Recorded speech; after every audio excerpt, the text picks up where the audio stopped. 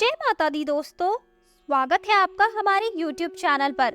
आज मैं आपको इस वीडियो में सुनाऊंगी योगिनी एकादशी की व्रत कथा। हिंदू धर्म ग्रंथों में हर एक एकादशी का अपना अलग महत्व होता है। इन्हीं अलग अलग विशेषताओं के कारण इनके नाम भी भिन्न भिन्न रखे गए हैं। प्रत्येक वर्ष में 24 एकादशियां होती हैं। मल मास की एकादशियों को मिलाकर इनकी संख्या 26 हो जाती है। इन्हीं एकादशियों में से एक एकादशी आषाढ़ माह के कृष्ण पक्ष की एकादशी है, जिसे योगिनी एकादशी कहते हैं। योगिनी एकादशी का उपवास रखने से समस्त पापों का नाश होता है तथा इस लोक में भोग और परलोक में मुक्ति मिलती है। योगिनी एकादशी व्रत कथा के अनुसार महाभारत काल की बात है कि एक बार धर्मराज युधिष्ठिर ने भगवान श्री कृष्ण से कहा, हे त्रिलोकीनाथ, मैंने ज्येष्ठ माह के शुक्ल पक्ष की निर्जला एकादशी की कथा सुनी। अब आप कृपा करके आषाढ़ माह के कृष्ण पक्ष की एकादशी की कथा सुनाइए। इस एकादशी का नाम तथा इसका महात्म्य क्या है, सो अब मुझे विस्तार पूर्वक बताएं। श्री कृष्ण ने कहा, हे पांडुपुत्र, आषाढ़ माह के कृष्ण पक्ष की एकादशी का नाम योगिनी एकादशी है। इसके व्रत से सभी पाप नष्ट हो जाते हैं। यह व्रत इस लोक में भोग तथा परलोक में मुक्ति देने वाला है। हे धर्मराज, यह एकादशी तीनों लोकों में प्रसिद्ध है। इसके व्रत से सभी पाप नष्ट हो जाते हैं। तुम्हें मैं पुराण में कही हुई कथा सुनाता हूँ, ध्यान पूर्वक श्रवण करो। कुबेर नाम का एक राजा अलकापुरी नाम की नगरी में राज्य करता था। वह शिव भक्त था। उनका हेममाली नामक एक यक्ष सेवक था जो पूजा के लिए फूल लाया करता था। हेममाली की विशालाक्षी नाम की अति सुंदर स्त्री थी। एक दिन वह मान सरोवर से पुष्प लेकर आया, किंतु कामासक्त होने के कारण पुष्पों को रखकर अपनी स्त्री के साथ रमण करने लगा। इस भोग विलास में दोपहर हो गई। हेममाली की राह देखते देखते जब राजा कुबेर को दोपहर हो गई तो उसने क्रोध पूर्वक अपने सेवकों को आज्ञा दी कि तुम लोग जाकर पता लगाओ कि हेममाली अभी तक पुष्प लेकर क्यों नहीं आया।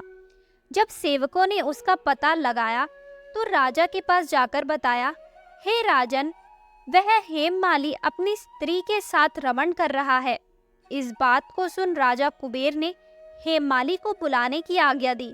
डर से कांपता हुआ हेममाली राजा के सामने उपस्थित हुआ। उसे देखकर कुबेर को अत्यंत क्रोध आया और उसके होठ फड़फड़ाने लगे। राजा ने कहा, अरे अधम, तूने मेरे परम पूजनीय देवों के भी देव भगवान शिव जी का अपमान किया है। मैं तुझे श्राप देता हूँ कि तू स्त्री के वियोग में तड़पे और मृत्युलोक में जाकर कोढ़ी का जीवन व्यतीत करे। कुबेर के श्राप से वह तत्क्षण स्वर्ग से पृथ्वी पर आ गिरा और कोढ़ी हो गया। उसकी स्त्री भी उससे बिछड़ गई। मृत्युलोक में आकर उसने अनेक भयंकर कष्ट भोगे, किंतु शिव की कृपा से उसकी बुद्धि मलिन न हुई और उसे पूर्व जन्म की भी सुध रही। अनेक कष्टों को भोगता हुआ तथा अपने पूर्व जन्म के कुकर्मों को याद करता हुआ वह हिमालय पर्वत की तरफ चल पड़ा। चलते चलते वह मार्कंडे ऋषि के आश्रम में जा पहुंचा। वह ऋषि अत्यंत वृद्ध तपस्वी थे। वह दूसरे ब्रह्मा के समान प्रतीत हो रहे थे और उनका वह आश्रम ब्रह्मा की सभा के समान शोभा दे रहा था।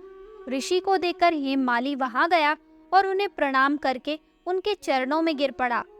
हेममाली को देखकर मार्कंडे ऋषि ने कहा, तूने कौन से निकृष्ट कर्म किए हैं जिससे तू कोढ़ी हुआ और भयानक कष्ट भोग रहा है। महर्षि की बात सुनकर हेममाली बोला, हे मुनि श्रेष्ठ, मैं राजा कुबेर का अनुचर था।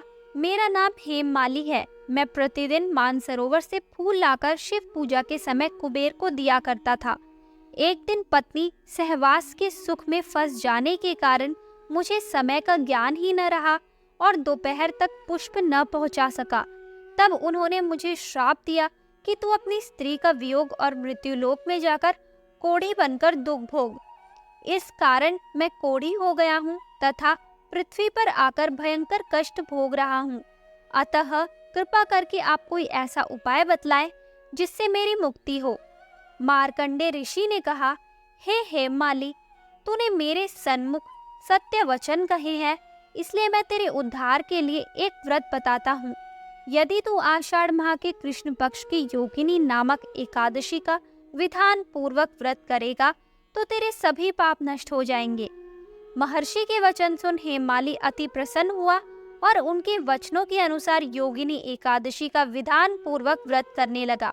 इस व्रत के प्रभाव से अपने पुराने स्वरूप में आ गया और अपनी स्त्री के साथ सुख पूर्वक रहने लगा। भगवान श्री कृष्ण ने कहा, हे राजन, इस योगिनी एकादशी की कथा का फल 88,000 ब्राह्मणों को भोजन कराने के बराबर है।